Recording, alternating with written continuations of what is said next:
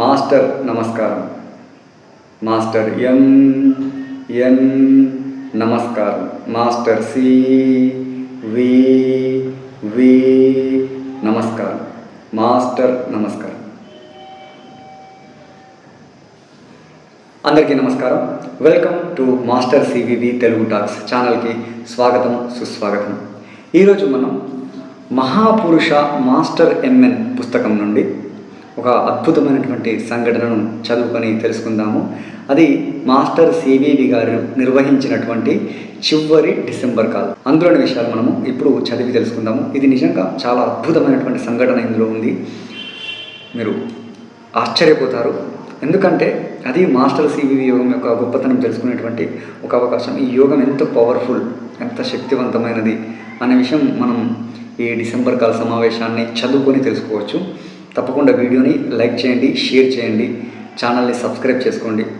Master CVV గారు నిర్వహించినటువంటి చివరి డిసెంబర్ జనరల్ కాల్ సమావేశం. ఇప్పుడు మనం ఆ రోజు జరిగినటువంటి ఒక సంఘటనను తెలుసుకునే ప్రయత్నం చేద్దాము. ఇది చాలా అద్భుతమైనటువంటి సంఘటన. మాస్టర్ సివివి యోగంలో జరిగినటువంటి ఒక అద్భుతమైనటువంటి మహిమాన్వితమైనటువంటి విషయం ఇది. 31/12/1921 శనివారం జనరల్ కాల్ 5వ రోజైన చివరి రోజు ఉదయం 5 గంటలకే మాస్టరు గారు యోగా పాఠశాలకు వచ్చారు. కొద్దిసేపు మీడియంల చేత ప్రార్థనలు చేయించారు. ఆ తర్వాత 3 మీడియంలకు ఆరి లింక్ ఇచ్చారు. ఒళ్ళు బడలికగా ఉందని 6 గంటల ప్రాంతంలో విశ్రాంతి అని చెప్పి ఇంట్లోకి వెళ్ళిపోయారు. తిరిగి 8 గంటలకు వచ్చి ఒలీడియర్ రెగ్యులేషన్స్ 8:30 వరకు చేయించారు. 10 నిమిషాలు విశ్రాంతి ఇచ్చి 8:40 నుంచి సైట్ అడ్జస్ట్మెంట్స్ చేశాక విశ్రాంతి ఇచ్చారు. తిరిగి అందరూ సాయంత్రం 4 గంటలకు సమావేశమైనారు. మాస్టర్ గారు 4:10 వచ్చి వారి స్థానంలో ఆశీనులైనారు. మీడియంలు ఎదురెదురు వరుసలలో మాస్టరు గారికి ఇటు అటు కూర్చొని ఉన్నారు. సో డిసెంబర్ కాల్ చివరి రోజు 1921. సో ఆ రోజు సివివి గారు ప్రార్థనలు కొన్ని నిర్వహించారు. అది అలా ప్రొద్దున గడిచిపోయింది. మళ్ళీ సాయంత్రం 4 గంటలకు మళ్ళీ ప్రార్థనలు ప్రారంభమైనాయి. ఆ ప్రార్థనలు ప్రారంభమైనాక మనం ఇప్పుడు చదువుకుందాం. మిత్రులారా, మీకు ఇంతకుముందు ఎర్త్ మోల్డింగ్ గురించి, మ్యాన్ ఫార్మేషన్ గురించి చెప్పాను. అనుభవం శక్తిని ఇచ్చి ఉత్సాహపరుస్తుంది. ఆ అనుభవంతో ఈ భూమి నిర్మాణం జరిగేటప్పుడు అనేక జాగ్రత్తలు తీసుకొని నిర్మాణం చేయబడింది. ఎలాంటి భారానికి కానీ వాతావరణ కాలుష్యానికి కానీ ఈ భూమి లోను కాకుండా స్థిరంగా నిలిచి ఉండడానికి గాను ఈ భూమి చుట్టూరా ఒక కవరు ఏర్పాటు చేయబడింది.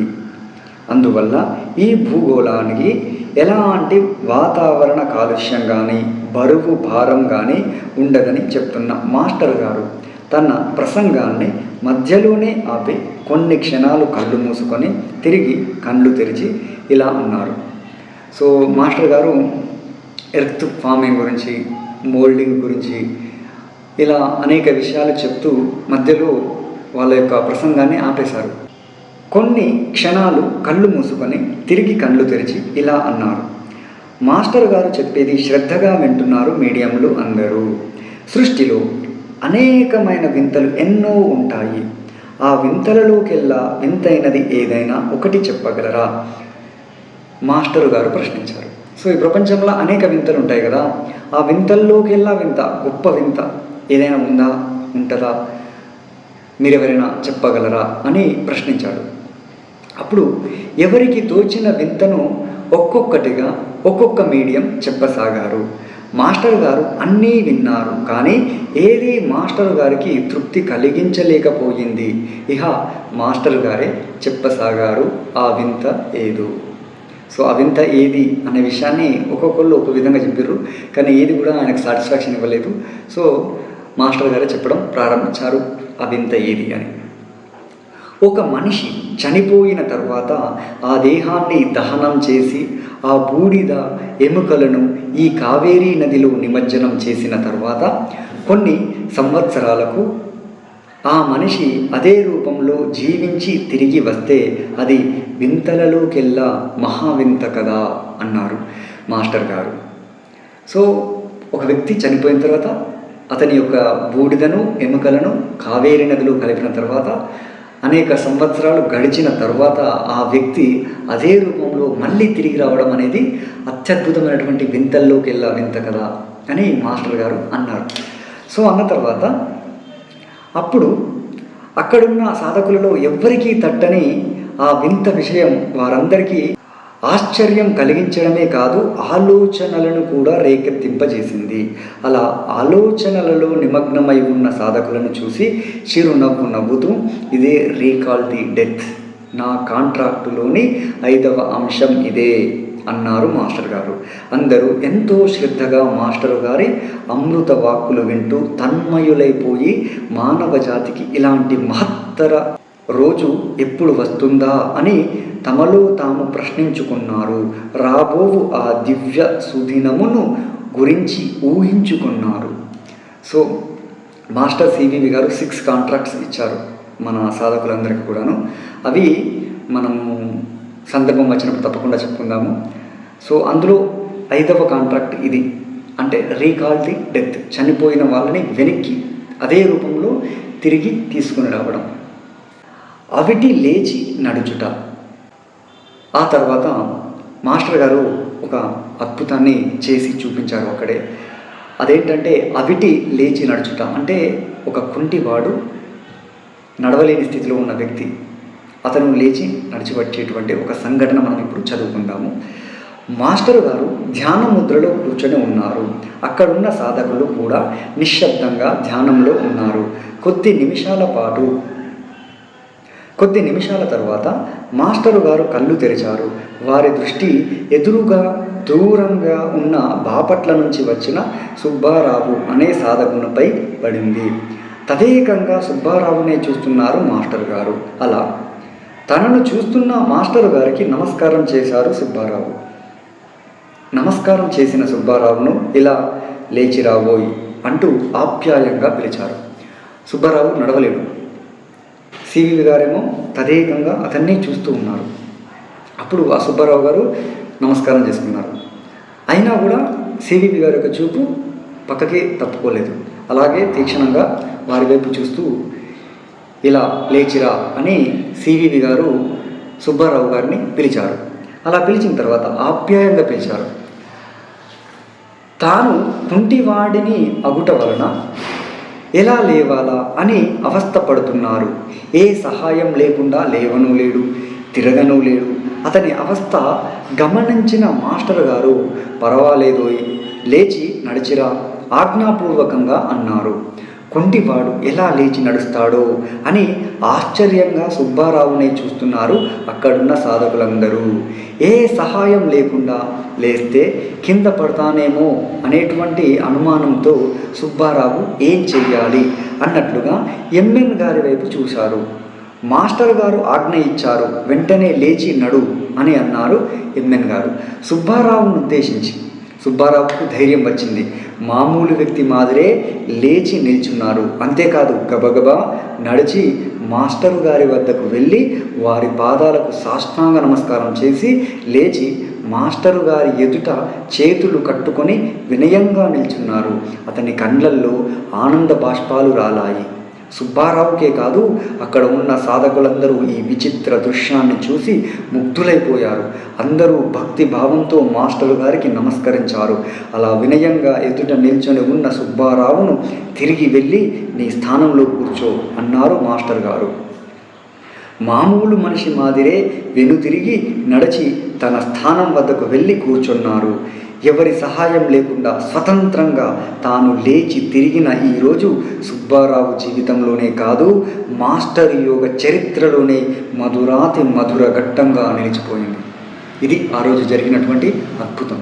ఒక అవిటివాణ్ణి లేచి రాబోయ్ అని సివివి గారు పిలిస్తే ఆయన భయపడిపోయాడు. అయ్యో, నేను కుంటివాణ్ణి లేచి నడవలేను కదా, గురువారు పిలుస్తున్నారు, చుట్టూ ఉన్న వాళ్ళు అందరూ అతన్నే చూస్తున్నారు. ఏమీ అర్థం కాని స్థితిలో ఏం చేయాలా అనేటువంటి ఒక సందిగ్ధావస్థలో సుబ్బారావు గారు ఎంఎన్ గారి వైపు చూస్తే ఎంఎన్ గారు ఏమన్నారు, లే మాస్టర్ గారు చెప్పారు కదా, పర్లేదు లేచి నడు, మాస్టర్ గారు చూసుకుంటారు, వారి ఆజ్ఞను మనం పాటించడమే అన్నట్టుగా చెప్పి అతనికి ధైర్యం ఇచ్చాడు.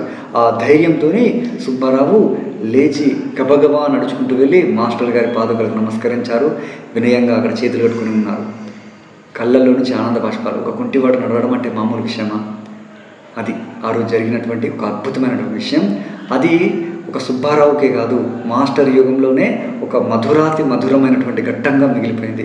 అంతే కదా, ఎంత అద్భుతమైనటువంటి విషయం. ఆ తర్వాత సాయంత్రం 6 గంటల ప్రార్థన జరిగిన తర్వాత జనరల్ కాల్ ప్రత్యేక సమావేశాలు ముగింపు సందర్భంగా వీడ్కోలు సందేశంలో మీడియంలను ఉద్దేశించి మాస్టర్ గారు ఇలా అన్నారు. చివరి జనరల్ కాల్లో మాస్టర్ గారి చివరి సందేశం. మున్ముందు మీరెవ్వరూ ఇక్కడకు కుంభకోణానికి రానవసరం లేదు. ఎంటీఏ నన్ను మరుగున ఉండమన్నారు. నేను స్వయంగా చేయవలసిన పనులు ముఖ్యమైనవి మరికొన్ని ఉన్నాయి. వాటిని నేను మాత్రమే పూర్తి చేయవలసి ఉన్నది. నేను వచ్చిన పని దాదాపుగా మీతో ఇక్కడ పూర్తి చేయించాను. నేను తెచ్చినది గ్రహించినది పూర్తిగా మీకు ఇచ్చేశాను. నేను అంతర్భాగాన స్త్రీమూర్తిని, బహిర్భాగాన పురుషుడిని. పురుష ధర్మం అనుగ్రహించుట, స్త్రీ ధర్మం దాన్ని గ్రహించుట. స్త్రీగా నేను సంపాదించినదంతా పురుషునిగా మీకు అందజేశాను. ఇక్కడ ఉండి నేనుగా చేయవలసిన పనులు ఏమీ లేవు. మీరు మీ ప్రాక్టీస్ ద్వారా మిగతా డెవలప్మెంటు పొంది పరిపూర్ణ మానవులుగా తీర్చిదిద్దబడతారు. ఎవరి ఇళ్లలో వారే ప్రాక్టీసును శ్రద్ధాసక్తులతో చేస్తూ డెవలప్ కాగలరు.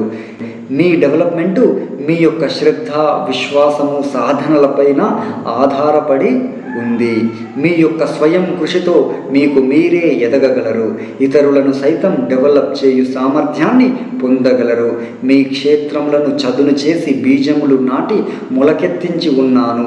ఈ మొక్కలను పెంచి పుష్పాలు పూయించి ఫలాలనందరకు అందించాల్సిన బాధ్యత మీ అందరిపైన ఉంది. నేను చెప్పిన విషయాలన్నింటినీ మననము చేసుకుంటూ సాధన చేస్తూ ఉండండి. సమయం వచ్చినప్పుడు విషయములన్నీ మీకు మీరుగానే గ్రహించగలుగుతారు. అంతవరకు వేచి ఉండండి అన్నారు మాస్టర్ సివివి గారు. సో చివరి కాల్లో చివరి సందేశం మాస్టర్ గారిది ఏంటంటే, నన్ను మాస్టర్ ఎంటీఏ గారు మరుగున ఉండమన్నారు. అంటే ఇక ఈ భూమిపైన నువ్వు ఉండాల్సిన అవసరం లేదు అన్నట్లుగా చెప్పేశారు. సో ఇక్కడికి ఈ భూమికి వచ్చి చేయవలసినటువంటి పనులన్నీ కూడా నేను మీ చేత చేయించేశాను. నేను అంతరంగంలో లోపల స్త్రీని, బయటికి పురుషుణ్ణి. స్త్రీ యొక్క లక్షణం గ్రహించడం, తీసుకోవడం. పురుషుని యొక్క లక్షణం అనుగ్రహించడం, ఇచ్చేయడం. సో నేను స్త్రీగా సంపాదించినదంతా పురుషుడిగా మీకు ఇచ్చేశాను. సో మీ యొక్క క్షేత్రంలో నేను ఒక చదును చేసి ఒక విత్తనం వేశాను, దాన్ని మొలకెత్తించాను. ఆ మొలకెత్తినటువంటి మొక్కను మీరు పెంచి పెద్ద చేసి వృక్షంలాగా మార్చి దాని యొక్క ఫలాలను అందరికీ అందించే స్థితికి మీకు మీరుగానే ఎదుగుతారు.